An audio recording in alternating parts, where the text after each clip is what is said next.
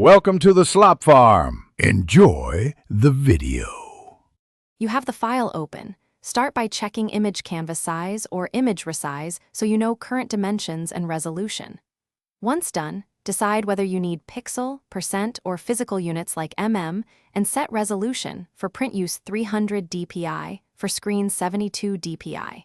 Make sure to duplicate the layer or save a copy before changing size. That keeps your original intact. Now, move to the Resize dialog and prepare to enter new values. You'll now pick how Firealpaca will scale pixels. Check Maintain Aspect Ratio if you want proportional resizing.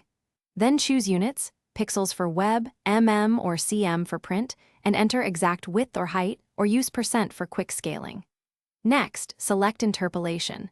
Bicubic gives smoother results for photos, bilinear is faster for general use, and nearest is essential for pixel art to keep hard edges. Once chosen, preview implications and prepare to apply. You're almost done. Click OK to apply the new size, then examine all layers and guides to ensure nothing shifted or became misaligned. Once satisfied, use File Save as to make a separate copy in PSD for editing, and export a flattened PNG or JPG for delivery. If the image looks soft after upscaling, don't panic. Try bicubic or upscale in smaller steps, use sharpening filters, or redraw fine details. Make sure resolution matches the final use to prevent surprises. Thanks for watching. Consider subscribing if we helped you today.